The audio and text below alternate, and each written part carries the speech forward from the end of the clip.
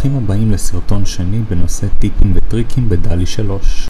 טוב חברים, ברוכים הבאים לסרטון נוסף שני בסדרה בנושא טיפים וטריקים בדאל-E 3.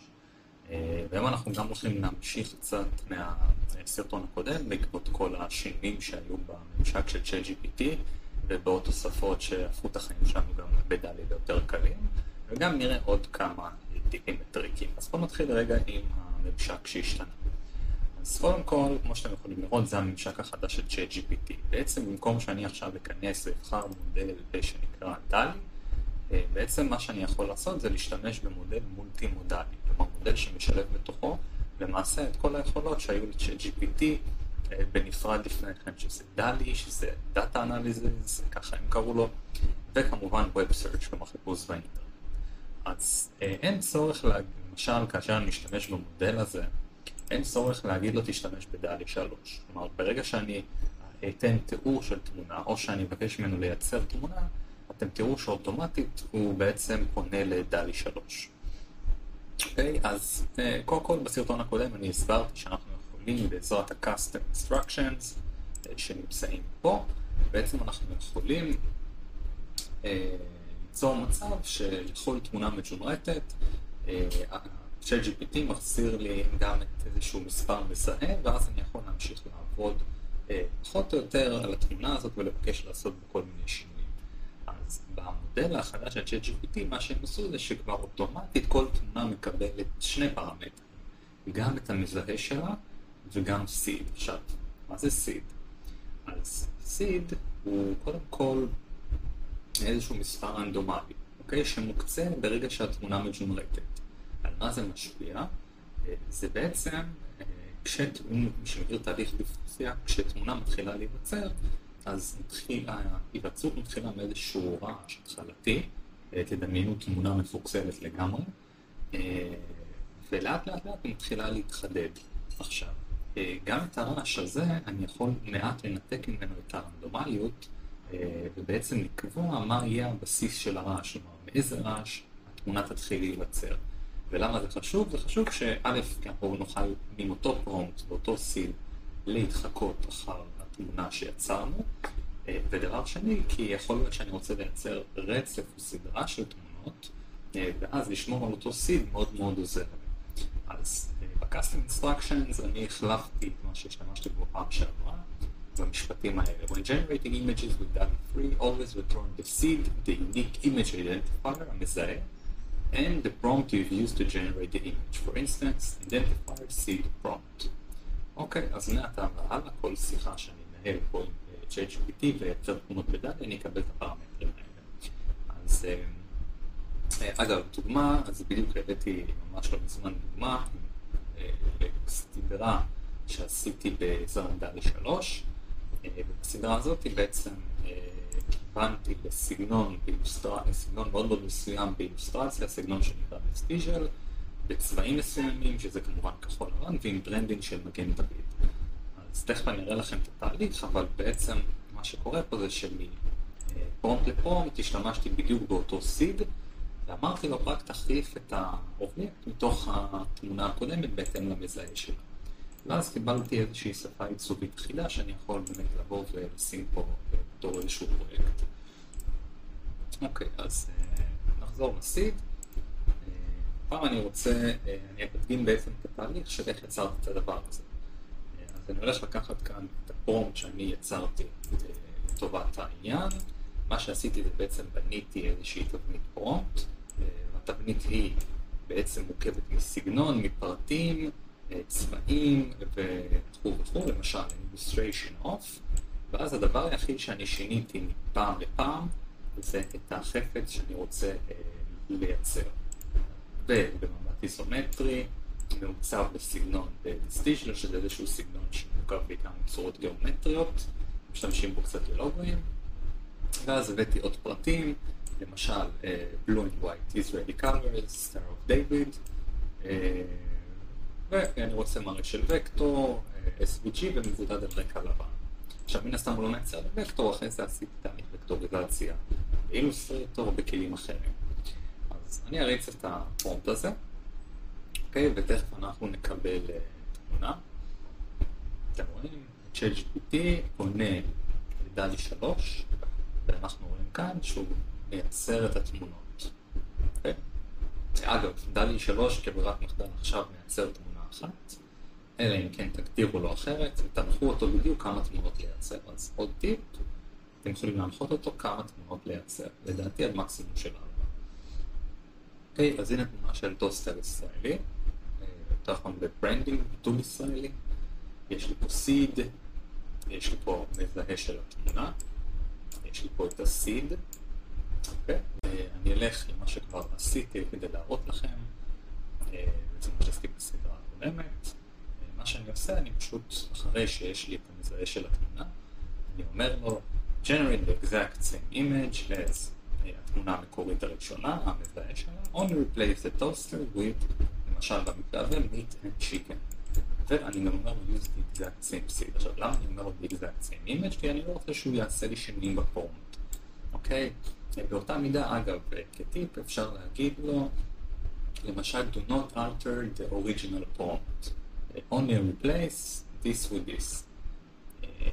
אז שימו לב שאתם מבקשים ממנו גם אותו סיד וגם להשתמש ברפרנס במזהה של התמונה המקורית.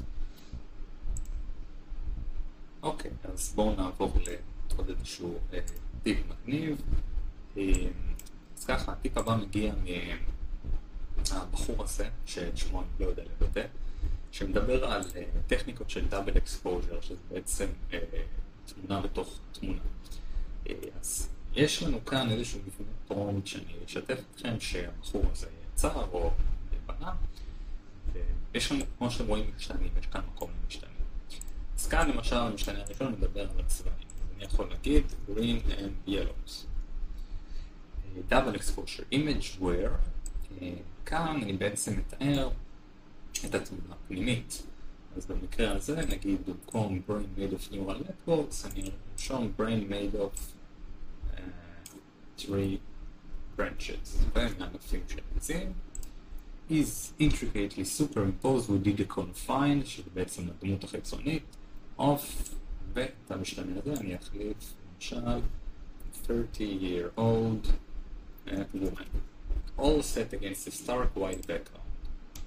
אז עכשיו אני אריץ את הפרומט הזה, ותכף נראה את התוצאה שהוא עושה.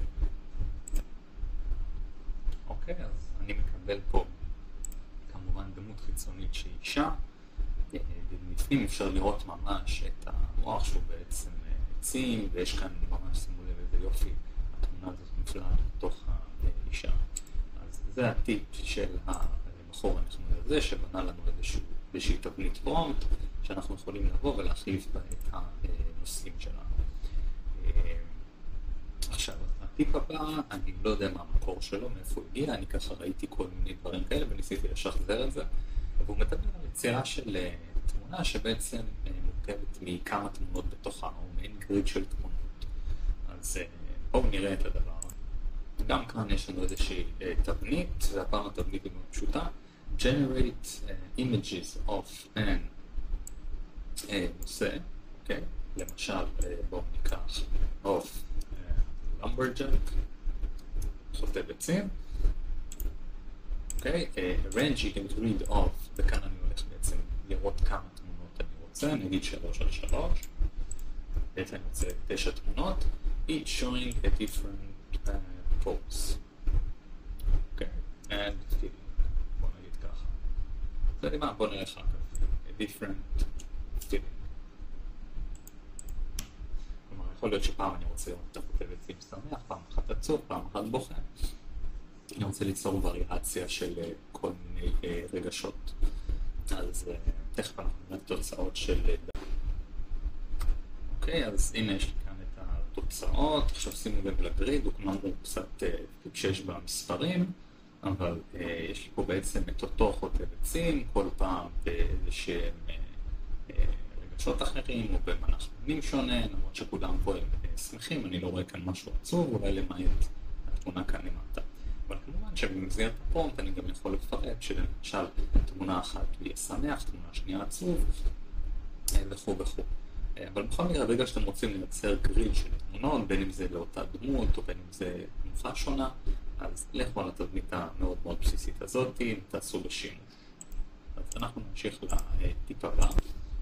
אז הטיפ הבא מגיע מאלברו סינטס. גם כאן בעצם הוא הציב לנו איזושהי יכולת של דלי בעצם לבוא ולייצר כל מיני אילוסטרציות עם פרטי מידע, הרי דלי טוב בטקסט. ולמשל כאן יש כל מיני אילוסטרציות ששימו לב, זה לא נערך בשום מקום, זה נוצר ככה בדלי. למשל הוא ביקש אילוסטרציה של חלקי איברי גוף מרכזיים. אז הוא ממש עשה לו אילוסטרציה וממש שם פה טקסטים של המוח, כבד, לב וריאות. למרות שכן, הריאות בעצם מסביר את המקום הנכון. אז שימו לב לפרומפטים שלו, illustration, a detailed human figure showcasing the main organs. The brain is highlighted in the head, the heart pulses in the chest. טקסט, וזה בעצם מה ששונה פה קצת מיצירה של תמונה רגילה. בסוף הוא רושם מה הטקסט צריך להכיל. אוקיי? אז יש כאן עוד כל מיני דוגמאות שהוא עשה, למשל תהליך התפתחות של פרפר. עכשיו גם לא לקח כמה תוצאות עד שזה יצא בדיוק, שימו לב, אבל תבינו שאנחנו באותה צורה, באותו תבנית של פונט, אנחנו יכולים ליצור כל מיני וריאציות של הגדרות למיניהן. למשל. אוקיי, אז הנה כאן הוא עשה למשל תהליך של מינוס זה למוצק או להפך. אז בואו נראה, למשל ניקח את התבנית פונט שלו, illustration, ובואו ננסה לדמות תהליך פיתוח של איזושהי אפליקציה. An artful depiction of a website progression. נגיד beginning with a sketch, okay, then a wireframe, and last a demo screen. Text שלי יהיה sketch, wireframe, כמובן שזה מאוד מופשט, וזה רק לצורך הדוגמה, וסקרין, תמונה שונה. אוקיי, אז אני אריץ את הפרומפט הזה עם התבנית, ובואו תכף נראה מה דלי מייצר לנו. אוקיי, אז בואו נראה את התוצאה. שימו לב, הוא יצר לנו איזשהו גריד. אז כאן אפשר לראות באמת איזשהו סקיצה או משהו כזה, למרות שהייתי מעדיף שזה יהיה על דפים, אבל לצורך זה אני צריך לדייק קצת יותר את הפרומפט. יש לנו wireframe שבברור רואים את זה, ובאמת שאולי זה לא נראה כמו אפליקציה, אבל שוב קצת אפשר לדייק את הפרומפט ולרשום שזאת ממש אפליקציה עובדת ולא דמו, אולי דמו פה לא רלוונטית. זה הטיפ של אלברו, יש לנו גם עוד כל מיני דברים שהנה עוד איזושהי דוגמה שהעלו פה, על התאים. בסך הכל זה באמת ממש מגניב לעשות את הדברים האלה. אז אני מקווה שאהבתם את הסרטון. אני הולך להוציא בזמן הקרוב עוד סרטונים, הפעם בנושאים אחרים שהם לא דלי, מוזמנים לעקוב וללמוד יחד איתי.